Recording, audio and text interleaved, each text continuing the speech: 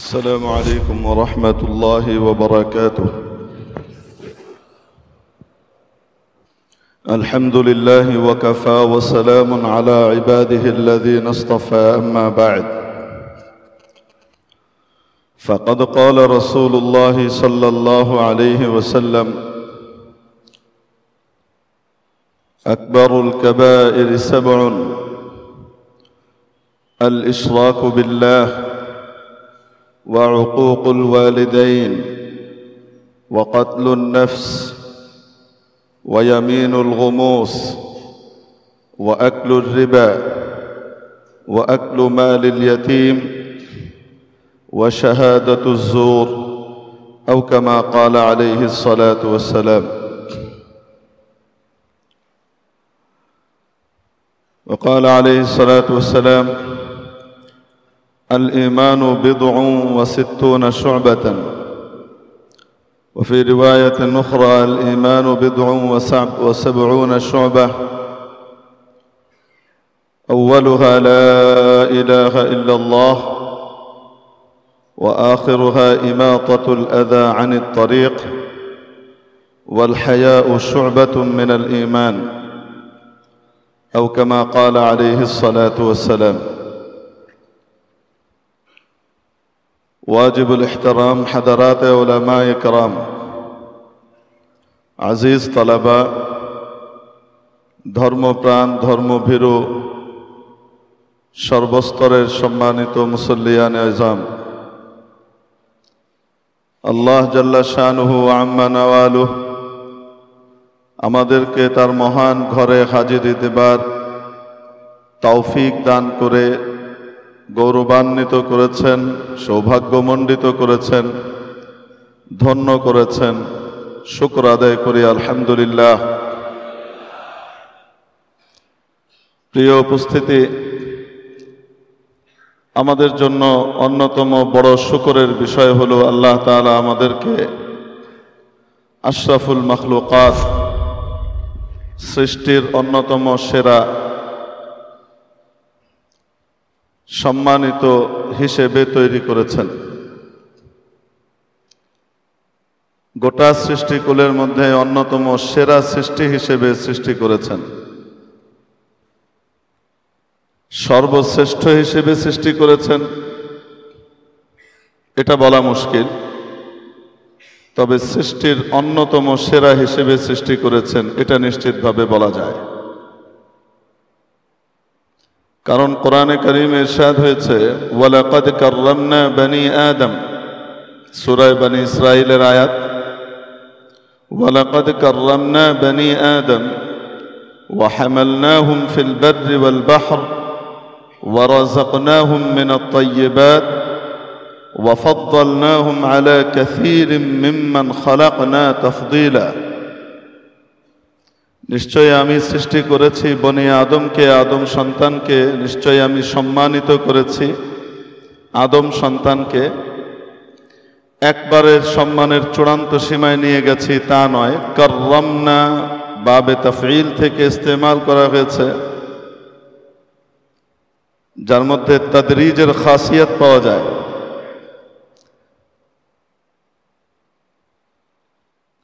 যদি বলতেন ওয়ালাকাদ আকরামনা, ইকরাম মানেও সম্মানিত করা, তাকরিম মানেও সম্মানিত করা। ইকরাম মানেও সম্মান দেওয়া, তাকরিম মানেও সম্মান দেয়া। তবে দুই প্রকারের সম্মান দেওয়ার ভিতরে পার্থক্য আছে। যেমন ইনজাল মানেও অবতীর্ণ করা, তানজিল মানেও অবতীর্ণ করা, কিন্তু দুই অবতীর্ণ করার মধ্যে পার্থক্য রয়েছে। ইনজাল মানে একবারে অবতীর্ণ করা, তানজিল মানে ধাপে ধাপে বারে বারে অবতীর্ণ করা। এজন্য কোরআনে কারীম দুই ভাবে অবতীর্ণ হয়েছে। নবী পাক আলাইহিস সালাতু ওয়াস সালামের কাছে আসমান থেকে যে কোরআন এসেছে, লৌহে মাহফুজ থেকে যে কোরআন এসেছে, এই কোরআন নাজিল হয়েছে দুই ভাবে। এক, লাইলাতুল কদরে কদরের রজনীতে লৌহে মাহফুজ থেকে দুনিয়ার নিকটবর্তী যে আসমান আছে সেই আসমানে আল্লাহর ঘর আছে বাইতুল ইজ্জত। যেমন পৃথিবীতে আল্লাহর বিশেষ ঘর হলো বাইতুল্লাহ, কাবা শরীফ।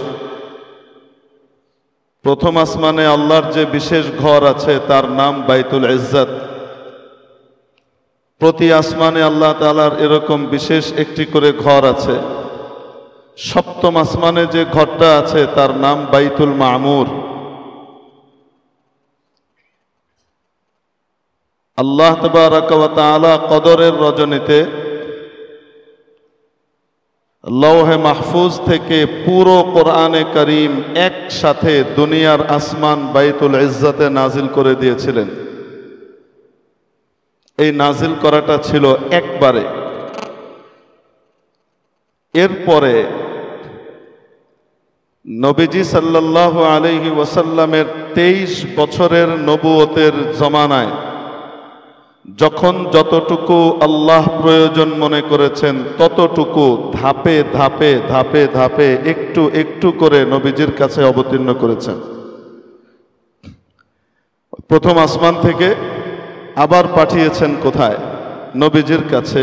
এই পাঠানোর যে প্রক্রিয়া, অবতীর্ণ করা এবং নাজিল করার যে প্রক্রিয়া, সেটা কি একসাথে না ধাপে ধাপে? গোটা 23 বছরে এটা নাজিল হয়েছে। আপনারা সকলেই জানেন, শিক্ষিত মানুষ মাশাআল্লাহ। সর্বপ্রথম নাজিল হয়েছিল 5 আয়াত। ইকরা বিসমি রাব্বিকাল্লাযী খালাক, পড়ুন আপনার প্রভুর নামে যিনি সৃষ্টি করেছেন। খালাকাল ইনসানা মিন আলাক, সৃষ্টি করেছেন মানুষকে জমাট রক্তপিণ্ড থেকে। ইকরা ওয়া রাব্বুকাল আকরাম, পড়ুন এবং আপনার রব বড় সম্মানিত।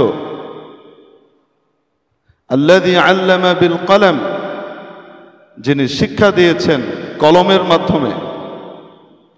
আল্লামাল ইনসানা মা লাম ইয়ালাম, শিখিয়েছেন মানুষকে যা সে জানতো না। আমরাও মাশাআল্লাহ যে আমাদের স্কুলের মধ্যে, কলেজের মধ্যে, বিভিন্ন জায়গাতে মাশাআল্লাহ লেখা থাকে রব্বি জিদনি ইলমা।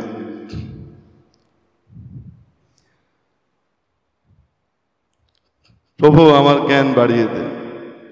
কোন জ্ঞানকে আল্লাহ এবং রসুলের দৃষ্টিতে জ্ঞান বলা হয় আর কোনটাকে পেশাবিদ্যা বলা হয়, এই জিনিসটাও আমাদের জানা দরকার। একটা হলো পেশাবিদ্যা আর আরেকটা হলো জ্ঞান। পেশাবিদ্যা মানুষকে দুনিয়াতে চলবার পথ দেখায়, দুনিয়া উপার্জনের সিস্টেম শেখায়। এই পেশাবিদ্যা স্কুল কলেজে খাতা কলম দিয়েও হতে পারে, মাঠে ঘাটে প্র্যাকটিসের মাধ্যমেও হতে পারে। একজন কৃষিজীবী হয়তো জীবনে কোনোদিন স্কুলে যাননি, কিন্তু উনি যে ধান উৎপাদন করার, ক্ষেত করবার যে বিদ্যাটা উনি রপ্ত করেছেন, সেটা স্কুল কলেজে পড়েও কোনো ব্যক্তি রপ্ত করতে পারবে না। ওটা প্র্যাকটিক্যালি তাকে ওখানে শেখা লাগে। ওটাও কিন্তু একটা বিদ্যা, কিন্তু পেশাবিদ্যা। আর জ্ঞান কাকে বলে? জ্ঞান বলে এমন জিনিসকে, যে জ্ঞান, যে বিদ্যা তার স্রষ্টা সম্পর্কে তাকে অবগত করায়, যে বিদ্যা তার সৃষ্টির সূচনায় তাকে নিয়ে যায়, যে বিদ্যা সৃষ্টির সূচনা লগ্ন থেকে ধাপে ধাপে তার কিভাবে উন্নতি হয়েছে সে বিষয়ে তাকে পরিচিত করায়, যে বিদ্যা তাকে দুনিয়ার ওপারের আসল জীবন সম্পর্কে, সত্যিকারের বেঁচে থাকবার এবং সুখে থাকবার ব্যবস্থাপনা শেখায়। এজন্য লক্ষ্য করে দেখেন, কোরআনে কারীমের সর্বপ্রথম 5 আয়াত, সেই আয়াতের মধ্যে আমরা শুধু একটুখানি বলি। আল্লাহ বলেছেন পড়ো, পড়তে বলেছেন, রিড অ্যান্ড রিড, রিড, তাহলে জ্ঞানী হতে পারবে। কিন্তু কি পড়তে হবে, কোন পড়ার প্রতি আল্লাহ উদ্বুদ্ধ করছেন? দুনিয়ার কোনো পড়া শিখতে আল্লাহ নিষেধ করেননি। ইঞ্জিনিয়ারিং বিদ্যা, প্রকৌশল বিদ্যা শেখা নিষেধ নয়, ইসলাম এনকারেজ করে। মেডিকেল সায়েন্স শেখা নিষেধ নয়, ইসলাম উদ্বুদ্ধ করে। অন্যান্য বিদ্যা শেখা নিষেধ নয়, ইসলাম উদ্বুদ্ধ করে।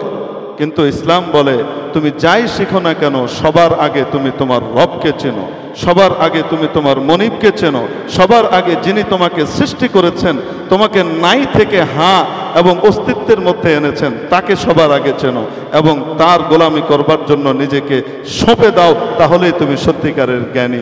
নতুবা আবু জেহেলের জ্ঞান ওই যুগে সবচেয়ে বেশি ছিল, এত বেশি জ্ঞান ছিল, এত বেশি পাণ্ডিত্য ছিল যে মানুষ তাকে উপাধি দিয়েছিল আবুল হাকাম বা আবুল হিকাম, মহাজ্ঞানী। কিন্তু সেই জ্ঞান তাকে আল্লাহ পর্যন্ত পৌঁছায়নি, আখিরাত পর্যন্ত পৌঁছায়নি, বাস্তব জীবন সম্পর্কে তাকে সতর্ক করেনি, তার চক্ষুকে নির্মিলিত করেনি। তো রাসূল পাক আলাইহিস সালাতু ওয়াস সালাম এই মহাজ্ঞানীর উপাধি দিয়েছিলেন। সে আবুল হাকাম নয়, আবুল জাহাল, গণ্ডমূর্খ, মহামূর্খ। তাহলে জ্ঞান কাকে বলে? যে জ্ঞান মানুষকে তার স্রষ্টা সম্পর্কে জ্ঞাত করে। এজন্য পৃথিবীর যে কোনো পেশাজীবী হোক না কেন, পেশাবিদ্যা অর্জন করুক না কেন, ইসলাম নিষেধ করে না। ইসলাম বলে পাণ্ডিত্য অর্জন করো, তবে ওটার মধ্যেই তোমাকে সবার আগে সামনে রাখতে হবে তোমার রবকে তুমি চিনেছ কিনা। আমার বাচ্চাকে আমি কোথায় পড়ালাম, এটা পড়াবো না, ওটা পড়াবো না, এটা পড়াবো, কত রকমের কারিকুলাম আছে, পড়াবো, অবশ্যই পড়াতে পারি। যে যাই পড়াই না কেন, ইসলাম শেখায় তোমার বাচ্চাকে সবার আগে মুসলমান বানাও, তোমার বাচ্চাকে সবার আগে কালিমা শেখাও। ইসলাম আইনের ভাষায় বলেনি, ইসলাম উদ্বুদ্ধকরণের ভাষায় বলেছে। নবীজি শিখিয়েছেন যে ব্যক্তি প্রথম কালিমা হবে, প্রথম বাক্য হবে লা ইলাহা ইল্লাল্লাহ, আর পৃথিবী থেকে যাওয়ার সময় তার শেষ বাক্য হবে লা ইলাহা ইল্লাল্লাহ, দাখালাল জান্নাহ, সোজা জান্নাতে যাবে, কোনো হিসাব কিতাব নাই। শেষেরটা লা ইলাহা ইল্লাল্লাহ বানানোর দায়িত্ব তো যে ব্যক্তি জীবন ধারণ করছে তার। কিন্তু প্রথম কালিমা লা ইলাহা ইল্লাল্লাহ তার মুখ থেকে বের করার দায়িত্ব কার? সেটা কি তার, না তার বাবা মার, তার সোসাইটির? ওটা তো তার বাবা মা তাকে শিখাবে। যে বাচ্চার চোখের সামনে বাবা মা উচ্চারণ করে লা ইলাহা ইল্লাল্লাহ, তার আশপাশের পরিবেশে উচ্চারিত হয় লা ইলাহা ইল্লাল্লাহ, কথায় কথায় উচ্চারিত হয় ইনশাআল্লাহ, মাশাআল্লাহ, আলহামদুলিল্লাহ, আল্লাহ, এই জিকিরগুলো উচ্চারিত হতে থাকে। যে বাচ্চার আশপাশে এগুলা উচ্চারিত হয়, সেই বাচ্চার প্রথম শব্দটাই মুখ ফুটে আল্লাহ। সে বাচ্চা যখন পূর্ণ কালিমা আর পূর্ণ বাক্য বলে, তো তখন তার মুখ থেকে বের হয় লা ইলাহা ইল্লাল্লাহ। এটা তো বাবা মা তাকে শেখাবে। ইসলাম শেখাচ্ছে, কত সুন্দর পদ্ধতিতে ইসলাম বলছে, আদেশের ভাষায় নয়, উদ্বুদ্ধকরণের ভাষায়। চিরস্থায়ী জীবনের সুখ শান্তি তোমার বাচ্চাকে দিতে চাও, তুমি পার্থিব জীবনের 30, 40, 50, 60, 70, 100 বছর হায়াতের জন্য, তোমার বাচ্চার সুন্দর ভবিষ্যৎ বিনির্মাণের জন্য তুমি কত টাকা, কত অর্থ, কত বিত্তকে খরচ করো, তুমি কত দিকে কত কিছু করছো। আহা, তার চিরস্থায়ী জীবনের সুখ শান্তির ব্যবস্থা কি তুমি করবে না? ও বাবা মা, তোমার দায়িত্ব সর্বপ্রথম বাচ্চার মুখ থেকে যেন বের হয় লা ইলাহা ইল্লাল্লাহ। আমার স্ত্রী দেখবে সারাদিন স্টার জলসা, আমার স্ত্রী দেখবে জি সিনেমা, আমি দেখব নাটক ইত্যাদি, চারিদিকে বাজতে থাকবে ডিস্টিং ডিস্টিং ডিস্টিং, আর আমার বাচ্চার মুখ দিয়ে বেরোবে লা ইলাহা ইল্লাল্লাহ। আমি আশা করে বসে আছি। তাহলে সবার আগে পরিবর্তন কাকে? নিজেকে করতে হবে। নিজের বাচ্চার ভবিষ্যৎ তৈরি করতে হলে নিজেকে সবার আগে তৈরি করতে হবে।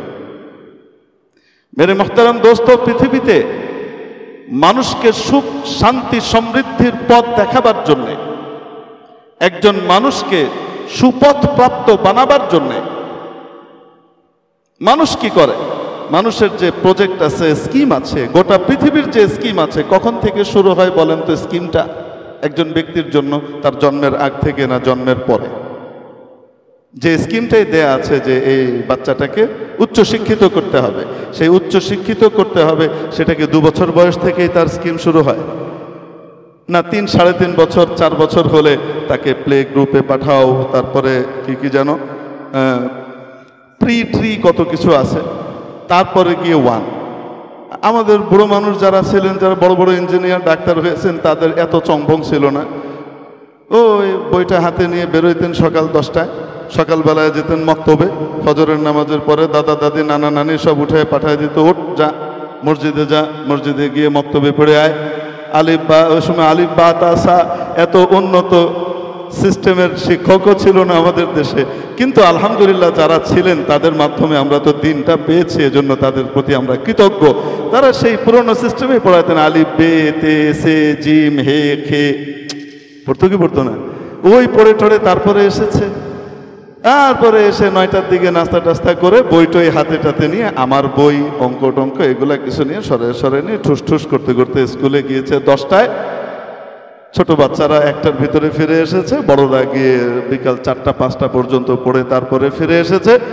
ওই পুরনো আমলের পড়া দিয়ে মাশাআল্লাহ ইঞ্জিনিয়ার হয়েছেন, ডাক্তার হয়েছেন, যে যেই বিদ্যায় পারদর্শী হয়েছেন, প্রত্যেকের পড়ালেখা বইয়ে না, ইন্টারনেটে না, সব কোথায়? যেই পড়ালেখাটা করেছেন সেটা কোথায় আছে? মাথায় আছে।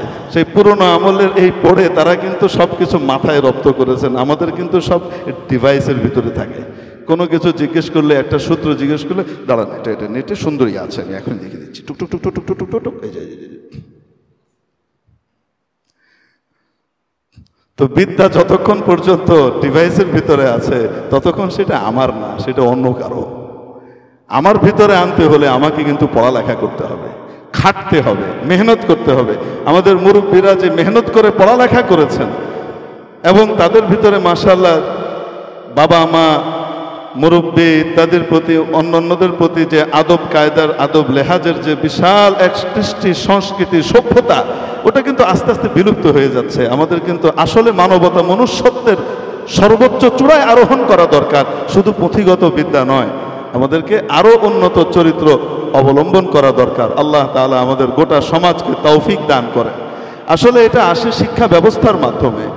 বিগত 17-18 বছর ধরে তিলে তিলে শিক্ষা ব্যবস্থাকে যেই জায়গাতে নিয়ে যাওয়া হয়েছে, তারপরেও আমাদের বাচ্চাদের ভিতরে এখনো যে মানবতা বোধ আছে, মনুষ্যত্ব বোধ আছে, ভালো মন্দ বিচার করবার ক্ষমতা আছে এবং প্রয়োজনে তারা ভালোকে প্রতিষ্ঠা করবার জন্য নিজের জীবনকে বাজি রেখে সামনে এগিয়ে যায়। এটা মিরাকেল, আল্লাহর পক্ষ থেকে দেওয়া বিশেষ নেয়ামত, নতুবা শিক্ষা ব্যবস্থার বরকত নয়। আর সবই তো ঠিক, কোনটা ভুল বললাম? যাই হোক মেরে মোহতারাম দোস্ত, বলছিলাম ওই যে তখন পড়ার দেখা শুরু হতো 6-7 বছর বয়সে, 5-6 বছর বয়সে তো প্যান্টও থাকতো না।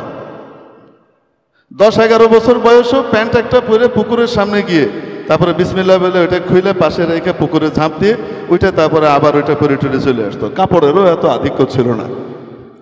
এ তো চোখের সামনে আমি ছোটবেলায় দেখেছি, নানির বাড়িতে গিয়ে দেখি, ওরে আল্লাহ, আমরাও গেলাম গোসল করতে, তো আমাদেরকে তো কাপড় চোপড় দিয়ে দিয়েছে। বয়স তখন 5-6, আমাদের সাথে লোকজন নিয়ে গেছে, পুকুরে গোসল করতে যাব, স্পেশাল এক অ্যাডভেঞ্চার, পুকুরে গোসল করবো, বিশাল ব্যাপার সেবা। সবার সাথে গোসল করতে গিয়ে দেখি আমার সতীর্থ যারা গেছে তারা গিয়ে হাতে কাপড় চোপড় কিছুই নেই, তারা ডাইরেক্ট। মনে করলাম এরা গোসল টোসল মনে হয় করবে না, শুধু আমাদের গোসল দেখবে। যে দেখি মাশাআল্লাহ কিছু বলার আগে ফটাফট সব কিছু খুলে টেলে শুন ঝাঁপ দিয়ে চলে গেছে, আবার গোসল টোসল করে উঠে চলে এসে। ওই সময় কাপড় এত বেশিও মানুষের কাছে ছিল না, আলহামদুলিল্লাহ এখন তো অনেক, আল্লাহর শুকর। তো বলছিলাম ওই যে শিক্ষা ব্যবস্থা শুরু হতো আমাদের মুরব্বীদের আমলে, তো আরো পরে শুরু হতো। এখন তো মাশাআল্লাহ 3-4 বছর, 3.5 বছর থেকেই বিরাট বইয়ের বোঝা পিঠে চাপিয়ে, এ বেচারা হাঁটতে পারে না, তার পিঠে বড় এক বোঝা দিয়ে এরকম করে কুঁজো হয়ে তারপরে সে বিদ্যা পিঠে বহন করে নিয়ে কোথায় যাচ্ছে? স্কুলে যাচ্ছে। শুরু হয়। কিন্তু গোটা পৃথিবীতে মানুষকে মানুষ বানাবার জন্য যে স্কিম দেয়া হয়েছে, পরিকল্পনা নেওয়া হয়েছে, প্রজেক্ট তৈরি করা হয়েছে, মাশরু তৈরি করা হয়েছে, এই সবগুলো কি তার জন্মের আগে না পরে? পরে। আর ইসলাম যে স্কিম দিয়েছে একটা ভালো মানুষ পৃথিবীতে তৈরি করবার জন্য, সেই স্কিম দিয়েছে কখন থেকে? যখন তার জন্ম হয়নি, তারও আগ থেকে। শুধু জন্ম না, যখন তার বাবা মার বিয়ে পর্যন্ত হয়নি, সে তার বাবার পিঠ থেকে তার মায়ের উদরে আসেনি, তারও আগ থেকে ইসলাম স্কিম ঘোষণা করেছে। দেখো, ভালো জাতের জিনিস থেকে ভালো জিনিস তৈরি হবে। মান্দার গাছ থেকে তো আর আম তৈরি হবে না। আমি নিম গাছের চারা লাগিয়ে তো ফজলি আম আশা করলে হবে না। আমার বীজটা যেমন হবে, আমার জমিটা যেমন হবে, তো আমার চারাটাও তেমন হবে।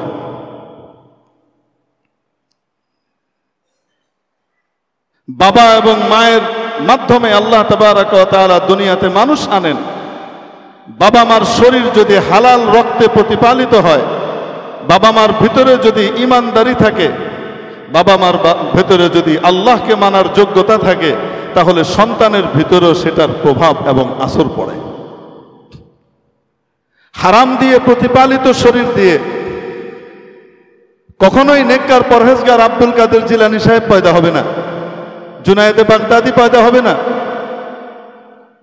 এজন্য ইসলাম শিখায় যে দেখো, বিয়ে করার আগে তোমাকে চিন্তা করতে হবে তুমি কাকে বিয়ে করছো, কোন জায়গায় বিয়ে করছো।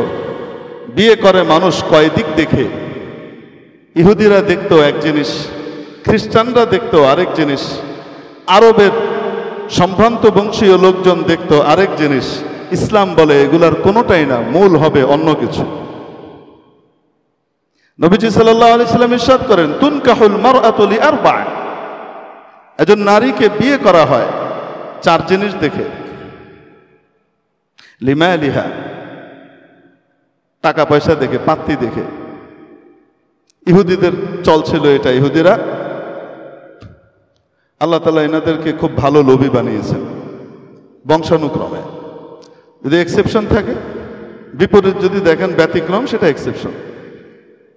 একদম শুরু জমানা থেকে মহালোভী, একদম যখন থেকে তাদের নবী এসে তাদেরকে হেদায়েত করেছেন, তার আগ থেকে এদের ভিতরে মাথা থেকে পা পর্যন্ত লোভ আর লোভ, টাকা ছাড়া কিছু বোঝে না। এখনো আপনি দেখবেন গোটা পৃথিবীর ইকোনমি কন্ট্রোল করে এরা। পিছিয়ে একটা জায়গায় বসে আছে কিন্তু বিখাউজের মতো বিস্ফোড়া, মধ্যপ্রাচ্যের বিস্ফোড়া। এখানে বসে আমেরিকার সিস্টেম কন্ট্রোল করে, ওখান থেকে বিশ্ব মোড়লকে দিয়ে গোটা পৃথিবীর অর্থনীতি কন্ট্রোল করে। সব কিছু কাকে উঠাবে কাকে নামাবে এগুলো এখানে বসে বসে শয়তানি করে।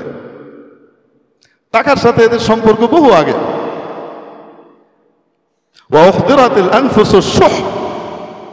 এত বড় খবিশ, এগুলো আল্লাহর ব্যাপারে অভিযোগ দিত।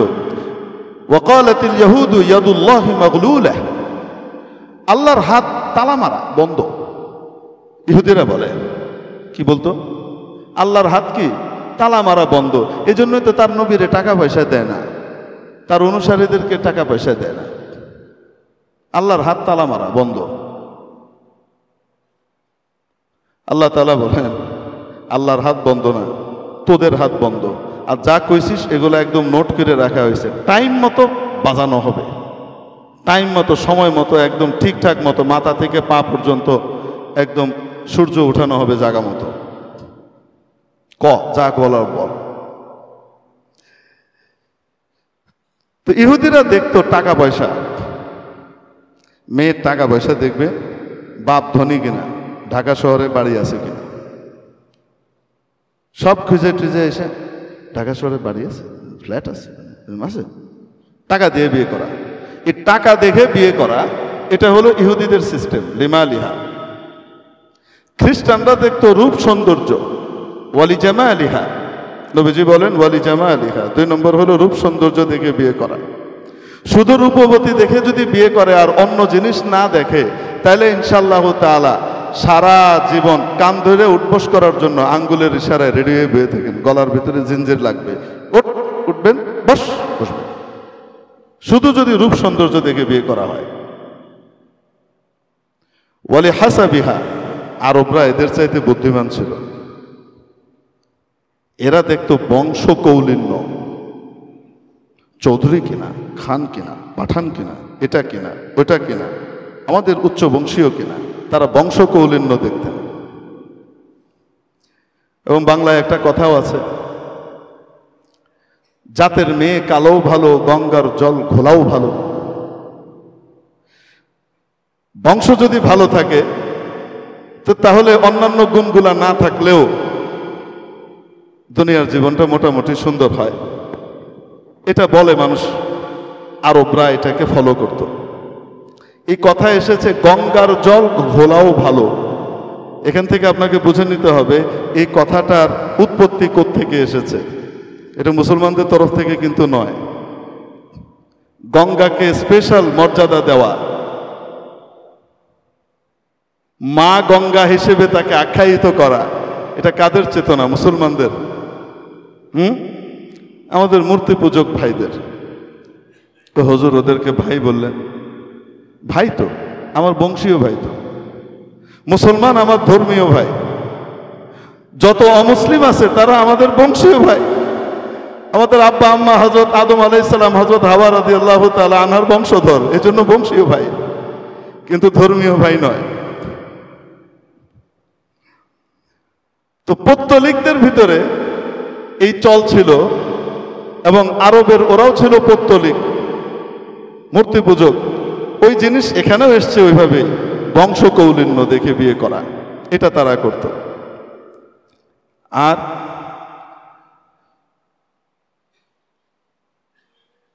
ইসলাম বলে এই সবগুলো অপশনাল।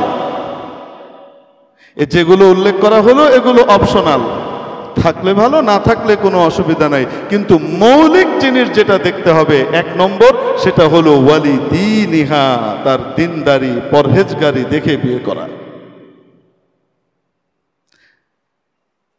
যাকে বিয়ে করতে যাচ্ছি সে ধার্মিক, সে খোদাভীরু, সে আল্লাহকে ভয় করে। তাকে বাড়িতে কেন, যে কোনো জায়গায় রেখে চলে গেলেও তার কাজ পর্যন্ত অন্য কেউ এসে পৌঁছাইতেই পারবে না, কারণ সে জানে আমার উপরে কার ক্যামেরা আছে? আল্লাহর ক্যামেরা আছে। সে আল্লাহর দিকে তাকিয়ে থাকে, আল্লাহকে সে ভয় করে। ওয়ালিদিনিহা, নবীজি বলেন তুনকাহুল মারআতু লিআরবা', একজন নারীকে বিয়ে করা হয় 4 দিক দেখে, তার ধন সম্পদ দেখে, তার যে রূপ সৌন্দর্য দেখে, তার বংশ কৌলিন্য দেখে, তার দিন ধর্ম দেখে। নবীজি বলেন ফাযফার বিযাতিদ দ্বীন, দিনদার নারীটিকে জিতে নাও। দিনদার নারীটির মাধ্যমে তুমি বিজয়ী হও। তারিবাত ইয়াদাক, তোমার কপাল খুলে যাবে। মুত্তাফাকুন আলাইহ, হাদিস বুখারীতেও আছে, মুসলিমেও আছে, হাদিসের বিভিন্ন কিতাবে আছে। তাহলে ইসলাম শিখায় এখনো পর্যন্ত মানুষটা দুনিয়াতেই আসে নাই, তার আগেই তার বাবাকে, তার মাকে শিখাচ্ছে। তার আগেই স্কিম দিয়ে রেখেছে, ভালো মানুষ দুনিয়াতে আনতে চাও তাহলে তোমার জমিন ভালো লাগবে। ভালো মানুষ আনতে চাও, নিজের পেটকে হালাল রাখা লাগবে, মাথা থেকে পা পর্যন্ত শরীরটাকে হালাল রক্তে উজ্জীবিত করতে হবে। হারামের বিষ ঢুকিও না। হারামের বিষ ঢুকানোর সবচেয়ে বড় ক্ষতি হলো সন্তান বেহায়া হয়ে যায়, সন্তানের ভিতরে হায়া শরম কমে যায়। আর হালালের উপরে টিকে থাকবার সবচেয়ে বড় লাভ হলো, চাই সে কাফের হোক, তার সন্তানের ভিতরে হায়া শরম থাকে, চক্ষু লজ্জা থাকে, বাবা মার প্রতি আলাদা একটা দৃষ্টি থাকে। এজন্য দুনিয়ার বিভিন্ন পুঁজিবাদী সিস্টেম কি শিখায়? যেভাবে পারো টাকা উপার্জন করো, মাশাআল্লাহ তাআলা। টাকা উপার্জন এটাই হলো তোমার জীবনের অভীষ্ট লক্ষ্য, এটাকে সামনে রেখে তুমি চলো। বৈধ পদ্ধতিতে হলো বৈধ, আর অবৈধ হলে তার আরেকটা নাম দিয়ে দাও, স্পিড মানি, ব্যাস হয়ে গেল।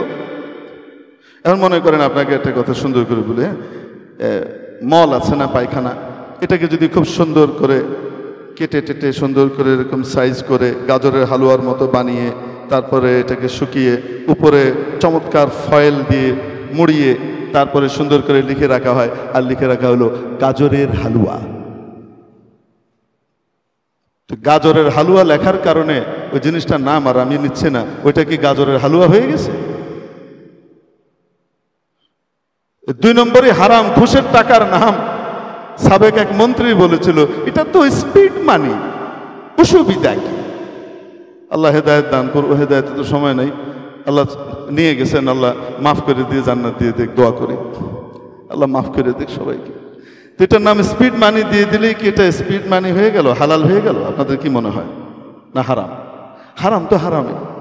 আরে হারামকে যদি হারাম মনে করে কেউ করে, জীবনে কোনো সময় হলেও তার ভিতরে রিপেন্টেন্স আসবে, অনুশোচনা আসবে, তওবা করবে, আল্লাহর কাছে মাফ চাইবে, আল্লাহ অন্যায় করে ফেলেছি, হারামটাকে এখন কিভাবে বাঁচা যায় সেটার জন্য একটা চিন্তা করবে। কিন্তু হারামকে যদি হালাল মনে করে আর বৈধ করে মনে করে, জীবনে কোনোদিন তো তওবাই করবে না, জীবনেতেই পচা জিনিস নিয়েই সে কবরে চলে যাবে। এজন্য দুটার ভিতরে পার্থক্য আছে না নাই? একজন মানুষ হারামকে করে কিন্তু কি মনে করে করে? হারাম জেনে করে। তো তাহলে কি হবে? কোনো না কোনো দিন সে তওবা করতে পারবে, এটা থেকে পবিত্র হবার জন্য সে চেষ্টা করতে পারবে। জীবনে কোনোদিন তার ভিতরে অনুশোচনা আসতে পারে, জীবনে কোনোদিন তার ভিতরে পরিবর্তন আসতে পারে। কত মানুষ আছে তার জীবনকে পরিবর্তন করে জাহান্নামের পথ থেকে ফিরিয়ে জান্নাতের পথের পথিক হয়ে গেছে। একসময় শরাব খেত, মদ খেত, ওখান থেকে নিজের জীবনকে পরিবর্তন করে পৃথিবীর শ্রেষ্ঠ ওলিতে পরিণত হয়েছে, সব হারাম ছেড়ে আল্লাহর প্রিয় বান্দা হয়ে গেছে। হযরত মালিক ইবনে দিনার রহমতুল্লাহ আলাইহি জ্বলন্ত প্রমাণ। হযরত হাবিবে আজমি রহমতুল্লাহ আলাইহি জ্বলন্ত প্রমাণ। শরাবী ছিলেন, হাবিবে আজমি শরাবী ছিলেন, মদ খেয়ে টাল হয়ে পড়ে থাকতেন। কোন যুগে? যে যুগে মদ খেলে বেত্রাঘাত করা হতো, প্রকাশ্যে বেত্রাঘাত করা হতো, পিটানো হতো, কেন মদ খাইলো। ওই যুগের মধ্যেও কি করতেন? লুকিয়ে লুকিয়ে মদ খেতে খেতে মাঝে মাঝে মদ এমন ভাবেও হতো যে রাস্তার ভিতরে টাল হয়ে পড়ে গেছে। এমন লোক, নামাজ কালাম তো বহুত দূরের কথা। একদিন মাতাল অবস্থায় ট্রেনের পাশে পড়া, ওই অবস্থায় হুঁশ এসেছে।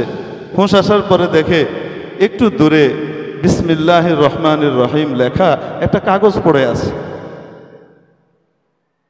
ওটা দেখে মনের ভিতরে এসেছে আল্লাহর নাম মাটিতে পড়ে আছে, আল্লাহর নাম মাটিতে পড়ে আছে, আমি তো কত গুনাহগার।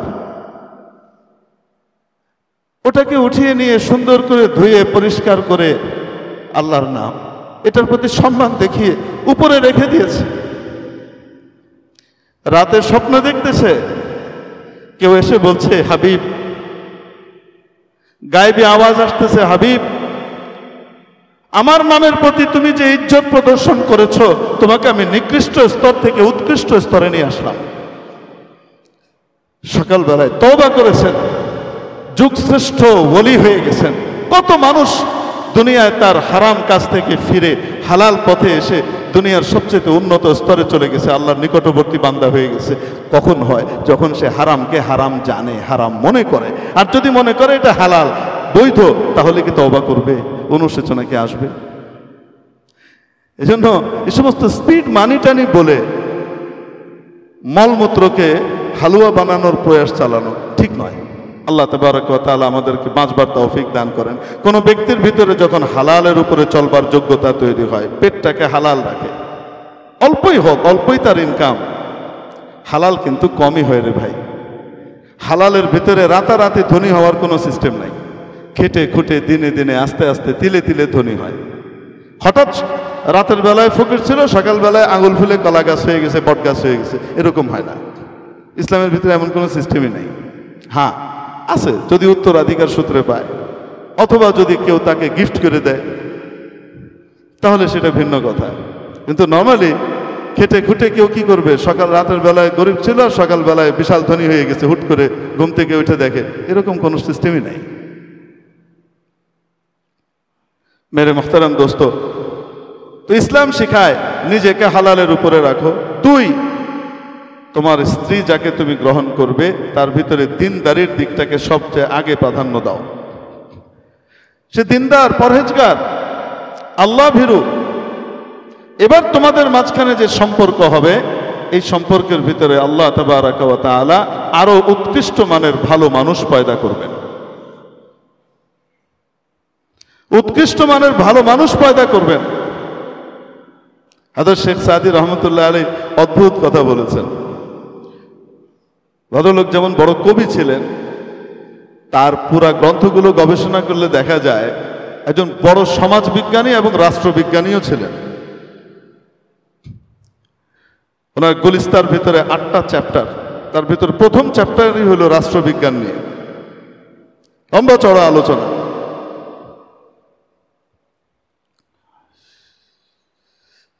অদ্ভুত কথা বলছেন। দরবাগ লালা রোয়াদ দর শুরবু মে খস বারা কে দর লতাফত তব আশক খিলাফ নিস্ত দরবাগ লালা রোয়াদ দর শুরবু মে খস। আসমান থেকে যে বৃষ্টি পড়ে, এই পানির উৎকৃষ্টতা এবং এটার পবিত্রতা, এটার উৎপন্ন করার ক্ষমতার ব্যাপারে কারো কোনো কি নাই, সন্দেহ নাই, সবাই জানে। আকাশের পানি যখন অবতীর্ণ হয়, উপর থেকে পড়ে, তখন মৃত জমিনকে সে জিন্দা করে দেয়, সজীব করে দেয়। সঞ্জীবনী সুধা তার ভিতরে কি করে, সরবরাহ করে আকাশের পানি যখন পড়ে। কিন্তু এই পানি তো ভালো জমিতেও পড়ে, নোনা জমিতেও পড়ে। উনি বলেন ভালো জমিতে যখন, মিঠা জমিতে যখন পড়ে, তো সেখান থেকে সুন্দর বাগ বাগিচা তৈরি হয়, ফল ফুলের গাছ তৈরি হয়। আর যখন নোনা জমিতে পড়ে, সেখান থেকে কাটা ঘাস তৈরি হয়। পানি তো সেটাই। পার্থক্য কি? পার্থক্য হলো কোথায় পড়লো, কোন জায়গাতে পড়লো, জমিনটা কেমন। তো ইসলাম শিখায় তুমি তোমার স্ত্রী চয়নের সময় ভুল করো না। টাকা যদি থাকে ভালো, না থাকলে নাই। রূপ সৌন্দর্য আছে ভালো, না থাকলে নাই। বংশকৌলিন্য আছে, থাকলে ভালো, না থাকলে নাই। কিন্তু মূল জিনিস যেটা দেখবা, সে দিনদার কিনা, পরহেজগার কিনা, খোদা ভীরু কিনা, আল্লাহকে ভয় করে কিনা, আল্লাহকে ভালোবাসে কিনা। সে যদি আল্লাহর প্রেমিকা হয়, আল্লাহকে ভালোবাসনেওয়ালি হয়, তাহলে তোমার জীবনকে সে সুন্দর করে দিবে, এমন করে দিবে তুমি পথের ফকির হয়ে থাকা সত্ত্বেও বাদশাহের জিন্দেগি যাপন করবে। আর যদি দিন না থাকে, ইমান না থাকে, সহি তরবিয়ত আর ইসলাম না থাকে, টাকা পয়সার ভিতরে ঘুমানোর পরেও, বিছানাটাও টাকা পয়সার, যেখান দিয়ে হাঁটি সেটাও মনে করেন ডলারের রাস্তা, সোনা দিয়ে বাঁধানো তৈরি করা রাস্তা, তারপরেও মনের ভিতরে জাহান্নামের আগুন জ্বলতে থাকবে। অনেক বড় টাকা পয়সার মালিক, রাত 9টার সময় এসেছে, শীতকালে ওই খাবার দিবা না, ফ্যাক্টরি থেকে এসেছে। ফ্যাক্টরির মালিক ইন্ডাস্ট্রিয়ালিস্ট, সারাদিন কত খাটাখাটনি করতে হয়। একজন ইন্ডাস্ট্রিয়ালিস্টকে কি পরিমাণ মাথায় প্রেশার নেওয়া লাগে, এটা কল্পনাই করা যায় না। কারণ যে পরিমাণ তার কাছে ওয়ার্কার আছে, এদের প্রত্যেকের বেতন সময় মতো মাসের 1 তারিখে এবং 5 তারিখের ভিতরে শোধ করতে হবে। এই টেনশন নিয়ে এসে ঘুমায়, এই টেনশন নিয়ে এসে উঠে। আমরা শুধু তো তার পাজেরো গাড়িটা আর ল্যান্ড ক্রুজারটা আর তার BMW-টা দেখি, কিন্তু তার মাথার ভিতরে কি পেরেশানি আর অস্থিরতা থাকে, এটা তো আমরা বাইরে থেকে দেখতে পারি না। মুখে হাসে, মানুষের সাথে দেখা করে, কিন্তু মাথার ভিতরে টেনশন চলতেছে। আমার তো মাসের 25 তারিখ, আর 5 দিন পরে, আর 6 দিন 7 দিন পরেই তো আমাকে 7,000 মানুষের বেতনের ব্যবস্থা করতে হবে, 7,000 ফ্যামিলির বেতনের ব্যবস্থা করতে হবে। তার এই টেনশন নিয়ে কিন্তু তাকে চলা লাগে। কত কষ্ট করে পেরেশানি নিয়ে বেচারি আসলো বাড়িতে। রাত বাজে বেশি না, কয়টা? 9টা। কই গো, খাবার দিবা না? এসো খাও, রাখা আছে, যাও খেয়ে নাও। আরে তুমি খাবা না? তোমার সাথে খাবো, আসো না একটু একসাথে বসে খাই। আমি এখন ব্যস্ত আছি, তুমি দেখছো না? কি ব্যস্ত আছেন? উনি টেলিভিশন দেখতেছেন। আরে খাবার তো ঠান্ডা হয়ে গেছে, ফুড ফর ওয়ার্ক, যাও নিজে নিজে গরম করে খাও। সামনে যদি কাচ্চি বিরিয়ানিও থাকে আর অন্য লোক এসে পরিবেশন করে দেয়, আর বেগম সাহেবা তার পাশে বসে খাচ্ছে না, একসাথে করছে না, হ্যাঁ, মনের ভিতরে খুব সুখ শান্তি থাকে। কি বলেন আপনারা? ওই কাচ্চি বিরিয়ানি তার কাছে জাহান্নামের প্লেটের মতো মনে হয়। সাধারণ দিনমজুর সারাদিন খাটাখাটনি করে রাত 11টার সময় বাড়িতে গেছে, মানে আধা রাত পার হয়ে গেছে। বাড়িতে যাওয়ার পরে সামান্য কিছু নিয়ে গেছে, তাই দিয়ে বেগম সাহেবা রান্না করেছে। আগেকার কিছু রান্না টান্না ছিল, ওগুলা খাও নাই কেন? তোমরা খাও নাই? না, আপনাকে ছাড়া কেমনে খাই? বাচ্চাগুলা বসে আছে, বাচ্চাগুলাকেও মা ওইভাবেই শিখিয়েছে। তোমরা খাও নাই? বাজান, আপনি ছাড়া কেমনে খাই? আপনি কত কষ্ট করে আসতেছেন। তার সামনে যদি পান্তা ভাত আর কাঁচা মরিচও থাকে, এটা কাচ্চি বিরিয়ানির চাইতেও বেশি স্বাদের মনে হবে তার কাছে। সুখ অন্য জিনিস, এটা তো আল্লাহ দান করে। আল্লাহ টাকা পয়সার ভিতরে রেখেও সুখ দিতে পারেন, টাকা ছাড়াও আল্লাহ সুখ দিতে পারেন। আল্লাহ সুখের উপকরণ রাখা সত্ত্বেও সুখ দিতে পারেন, আবার সুখের উপকরণ ছাড়াও আল্লাহ সুখ দিতে পারেন, আবার সুখের সমস্ত উপকরণ থাকা সত্ত্বেও আল্লাহ চির দুঃখী বানাতে পারেন। এই ক্ষমতা কার? সুখ তো ওনার কাছে। সালাম আল্লাহুম্মা আনতাস সালাম ওয়া মিনকাস সালাম ফাহাইয়িনা রাব্বানা বিসসালাম ওয়া আদখিলনাল জান্নাতা দারাকা দারাস সালাম। হাদিস শরীফের ভিতরে এসেছে, যখন মানুষ হজে যায়, আমরা হজে যাই না, হজে গেলে তখন আল্লাহর ঘর দেখি না? একটা সুসংবাদ আছে কিন্তু হাদিস শরীফে, একটা সফরে গিয়ে প্রথমবার যখন আল্লাহর ঘরের উপরে বান্দার নজর পড়ে, ওই সময় সে যে দোয়া করে আল্লাহ সেটাই কবুল করেন। এখন এক বুদ্ধিমান দোয়া সিস্টেম ঠিক করছে, এমন দোয়া করব যেই দোয়া দিয়ে চিরকালের সব দোয়া একবারে কবুল করায় নিব। খুব বুদ্ধিমান। তো কি দোয়া করে শিখাই দিছে, যে বলবেন যে আল্লাহ এখন থেকে আমি যত দোয়া করব সব কবুল করে নেবেন। তো অল ইন ওয়ান। কিন্তু মনে রাখতে হবে, এই দোয়াটা যদি আমাদের জন্য কল্যাণকর হতো, তাহলে পেয়ারা হাবিব সাল্লাল্লাহু আলাইহি সাল্লাম আমাদেরকে এই দোয়াটাই শিখাতেন। কিন্তু আল্লাহর হাবিব আমাদেরকে এই দোয়াটা শিখাননি, এই জায়গাতে উনি এই দোয়াটা করেননি। কেন বলেন তো দেখি? আমাদের ভিতরে সবসময় কি আমরা আনন্দে থাকি না? মাঝে মাঝে রাগ গোস্সাও আসে। হঠাৎ ক্ষেপে গেলাম, রেগে গেলাম। বাবা মা বাচ্চাদেরকে অনেক সময় অনেক কথা বলে বসেন, যেটা মনের কথা না, মুখ দিয়ে এমনি বলে ফেলে, কখনোই মনের কথা না। অনেক সময় বলে ফেলে না, মানুষ রেগে গেলে অনেক কিছুই বলে। তেমন বলে ফেললাম হঠাৎ, ট্রাকের তলায় গিয়ে মরতে পারিস না? ঠিকই কয়েকদিন পরে ছেলেটা ট্রাকের তলায় পড়ে মারা গেছে। এখন আমি কান্নাকাটি করতেছি, আল্লাহ তুমি আর কারো বলা দেখলা না, আমারটা নিয়ে গেলা। আর দোয়া তো আমি কবুল করাই লইছি কাবা শরীফে গিয়ে, আমি যা দোয়া করব তাই আমি যা করবো এটাই কবুল করব। তার মানে বোঝা গেল এই দোয়া আমাদের জন্য কল্যাণকর নয়। কোন দোয়া কল্যাণকর? নবীজি শিখিয়েছেন। সেই দোয়ার ভিতরে প্রথম অংশ হলো কাবা শরীফের সম্মান সংক্রান্ত, এরপরে যারা কাবা শরীফের জিয়ারতে আসে তাদের সম্মান সংক্রান্ত, লাস্টে গিয়ে যে দোয়ার যে অংশ সেটা হলো এই আল্লাহুম্মা আনতাস সালাম, আয় আল্লাহ আপনি শান্তি, ওয়া মিনকাস সালাম, শান্তির উৎসরণ আপনার কাছ থেকেই ঘটে, আপনার কাছ থেকেই আসে। ফাহাইয়িনা রাব্বানা বিসসালাম, অতএব হে আমাদের রব, আপনি আমাদেরকে যতদিন জীবিত রাখেন শান্তিতে রাখেন, দুনিয়ার জীবনটা শান্তি দিয়ে ভরে দেন। ওয়া আদখিলনাল জান্নাতা দারাকা দারাস সালাম, দুনিয়া থেকে নিয়ে যাবেন আপনার শান্তির বাড়ি জান্নাতে, আমাকে প্রবেশ করিয়ে দেন। কত অদ্ভুত দোয়া! তাহলে দুনিয়া থেকে আমি আল্লাহর কাছে চেয়ে আসলাম, আল্লাহ আমাকে দুনিয়ার জীবনটা শান্তিময় করে দেন। আল্লাহ শান্তি টাকা দিয়েও দিতে পারে, টাকা ছাড়াও দিতে পারে। আল্লাহ শান্তি বিরাট অট্টালিকায় রেখেও দিতে পারে, আল্লাহ শান্তি কুড়ে ঘরে রেখেও দিতে পারে, যে কোনো অবস্থায় আল্লাহ দিতে পারে। তো মেরে মুহতারাম দোস্ত, এজন্য বলছিলাম যে ইসলাম মানুষকে কি শিখায়? ইসলাম মানুষকে তো এমন স্কিম, এমন প্রজেক্ট দিয়েছে যে ভালো মানুষ দুনিয়াতে আনতে চাও, যখন ওই মানুষটার জন্মও হয়নি, ইভেন তার বাবা মার বিয়েও হয়নি, তার আগ থেকেই ইসলাম শিখাচ্ছে যে তোমার ভবিষ্যতে ভালো মানুষ আনতে হলে তোমার জীবন সঙ্গিনী ভালো হতে হবে, তোমার জীবন সঙ্গী ভালো হতে হবে। যখন ওটা হবে, আল্লাহ দিনদার, পরহেজগার, নেককার পয়দা করবেন। তো নবীজি সাল্লাল্লাহু আলাইহি সাল্লাম এটা শিখালেন। ইতিহাসের মধ্যে একজন জগৎ বিখ্যাত মুহাদ্দিস ছিলেন, হাদিস বিশারদ, যাকে আমিরুল মুমিনিন ফিল হাদিস বলা হতো, হাদিস সম্রাট বলা হতো। ইমাম বুখারীর উস্তাদের উস্তাদ, ইমাম আবু হানিফার সরাসরি ছাত্র, ইমাম বুখারীর দাদা উস্তাদ।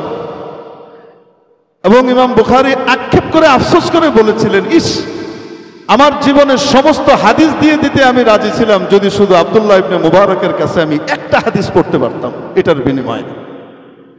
এত উঁচু মাপের হাদিস বিশারদ ছিলেন। দুনিয়াতে যত বড় হাদিস বিশারদ মুহাদ্দিসিন এসেছেন, তাদের ভিতরে তাদিল যত বেশি হোক না কেন, কেউ না কেউ জরাহ করেছেন। ইমাম বুখারীর ব্যাপারে ইমাম জুহালি জরাহ করেছেন, যারা মানে আপত্তি তুলেছেন। কিন্তু ইতিহাসের ভিতরে একজন ব্যক্তি, যেই ব্যক্তির ব্যাপারে শুধু তাদিল আর তাদিল, সকলেই তার ব্যাপারে ভালোই বলেছেন, কেউ তার ব্যাপারে কোনো সমালোচনা কখনোই করেননি, এই একজন ব্যক্তি হলেন ইমাম আব্দুল্লাহ ইবনুল মুবারক। অনেক বড় মাপের হাদিস বিশারদ ছিলেন, বড় ফকিহ ছিলেন। ওনার আব্বার নাম মুবারক।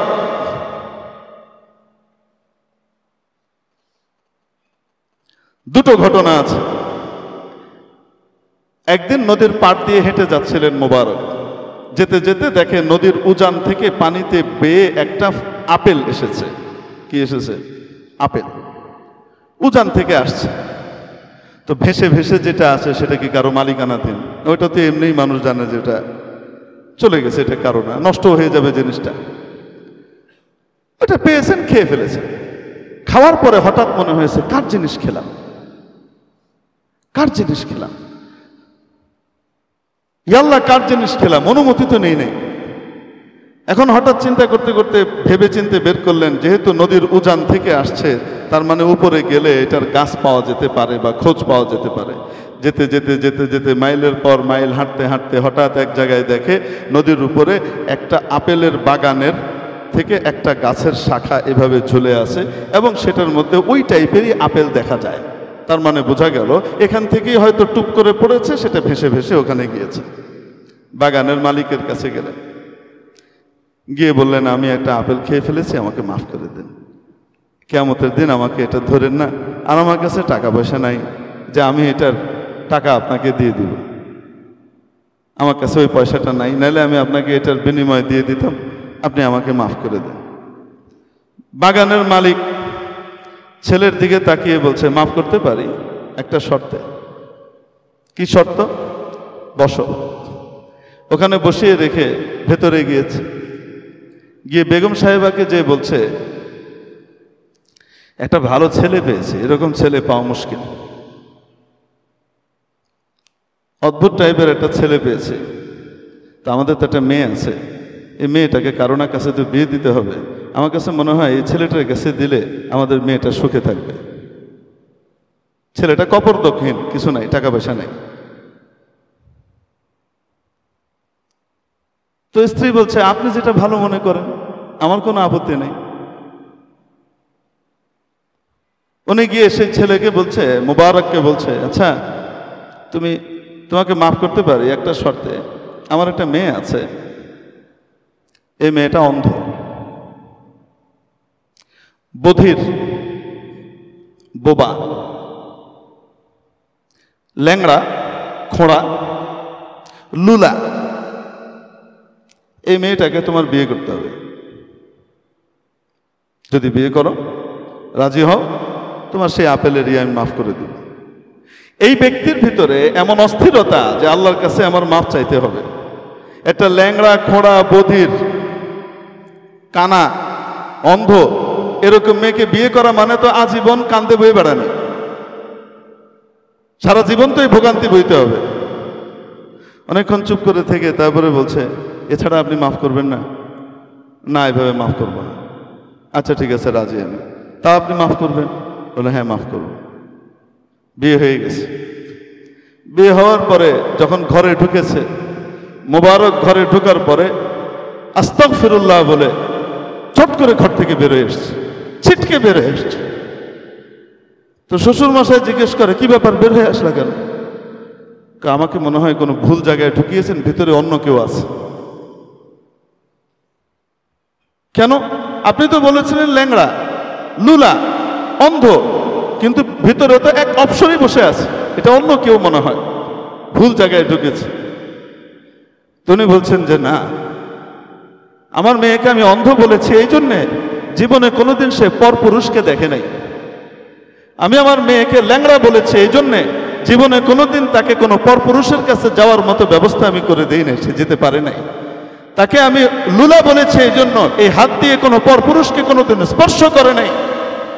তাকে বধির বলেছি এই জন্য সে বড় হওয়ার পর থেকে কোনোদিন তার সে পরপুরুষের কোনো কণ্ঠ তার কানে শুনে নাই, তাকে আমি আলাদা রেখেছি, এভাবেই তাকে বড় করেছি, পরিপূর্ণ একেবারে পুত পবিত্রভাবে রেখেছি, বোবা বলেছি, এই জন্য কোনো পরপুরুষের সাথে কোনোদিন সে কথা বলে নাই।